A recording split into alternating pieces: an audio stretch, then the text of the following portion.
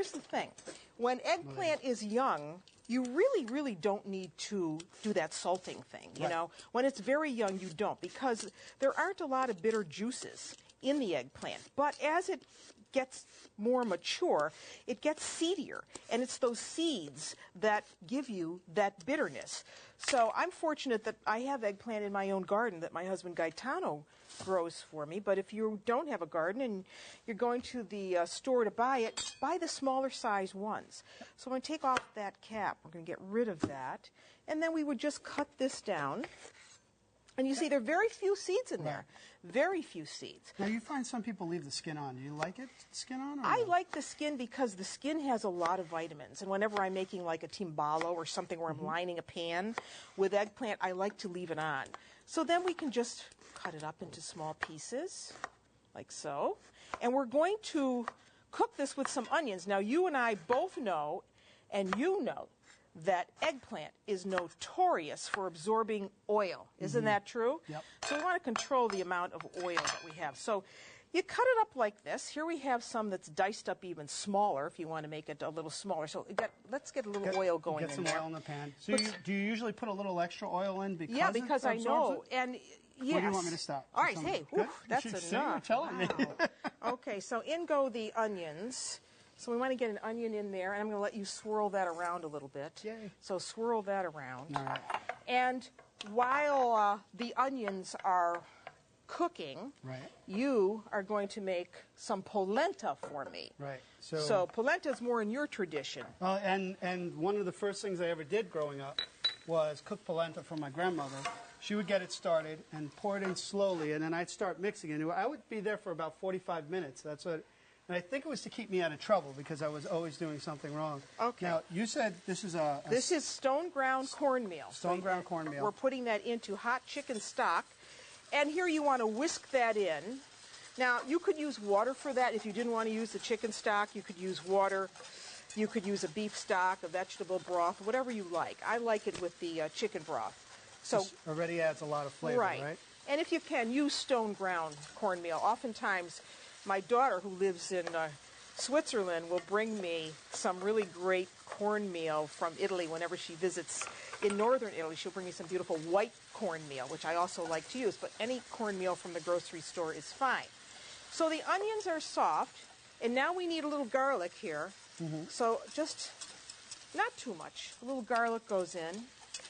And when that starts to thicken, we're going to add some pecorino cheese to that, which is a sheep's milk cheese. So it's rather salty. So in the end, when you're finished with that, you want to control the amount of salt that you're going to add to the finished dish. So we don't add any salt. And as far as the chicken stock, do we try and do a lower salt just so we don't... Low sodium would be great. So now we're going to put in the eggplant, all of it. And we're going to let this cook down. We want this eggplant to get soft. And when it's soft, that's when we're going to add some tomato sauce. We're going to add some wine. We're going to add some basil. And then we're going to continue on and make a vegetable stew that we're going to serve over eggplant, or polenta squares, rather. So eggplant over polenta squares. So I'm going to let that cook on the back burner and bring up one that we did a little earlier. So I can turn this off now. Let me turn that off. How's that looking? Well, I think it's getting there, but you there. are keeping me out of trouble by keeping me out. It's time to put the cheese in. So why don't you put the cheese in? Yeah, put the cheese in. Just all at once, right? All the cheese goes in at once. Here's the eggplant that's already cooked down. Let me turn that down a little bit. Now we're going to add some parsley. Add some fresh basil. We can add just a tad of salt. I'm not going to add a lot there. And I'm going to add to that tomato, I'm going to put it right in here, Luca. I'm going to add some red wine to this just to give it that sounds yummy. More depth of flavor. So I want that in here. Fresh tomato sauce. And how about a good red wine? About 1/4 cup. Get that mixed up, maybe just a tad more to thin that sauce down a little bit. Always get some wine that you'd want to drink too, right? Absolutely. Never buy cooking wines. So this can go in.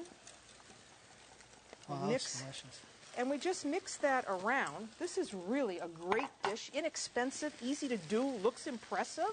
Now, in northern Italy, where I come from, we always have it soft, the polenta. Mm-hmm. Soft polenta, yes. I used to have that for breakfast as a cereal in the morning. Nothing better than that. Now, that's going to cook down just a bit. And now, where are we with polenta?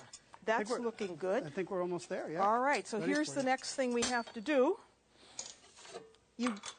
I like to do this in a small pan. This is just a cake pan, 8-inch square. But what I did was I oiled the bottom. Mm-hmm. I put a piece of parchment here and oiled that. Now we want to pour that in here. So, want me to just go? Go. All right. Get it all in. Look at how beautiful that looks. And we're going to chill this. We need to get this cold because we still have to cut this into squares. And then we're going to saute it. So once it's like that, I put a piece of buttered paper or wax paper, or you can just take a piece of plastic wrap. Try not to let it hit the polenta itself. And that can go in the fridge. So why don't you take that? I will. And you know what the sides of this polenta used to be for me at home? It's your my little snack? Yeah. Your little merenda. I'll do that while I'm going to put this in the fridge. Okay. Maybe we could feed them. All right, so this goes here. And now we're going to bring over the chilled one.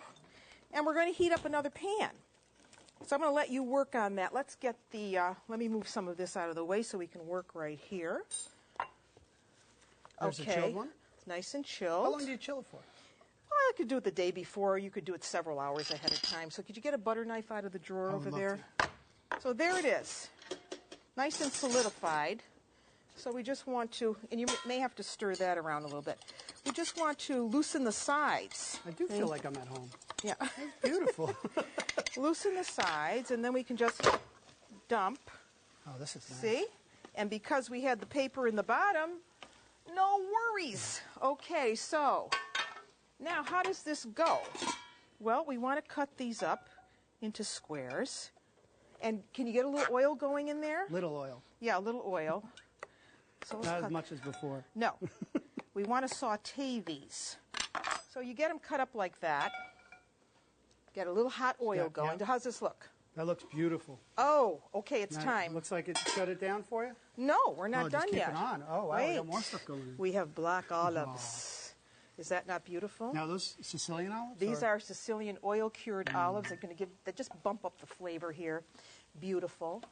This reminds me of caponatas in a way. It just does doesn't in a have way. That vinegar and then the celery is not in there. But okay, now we put these in the pan.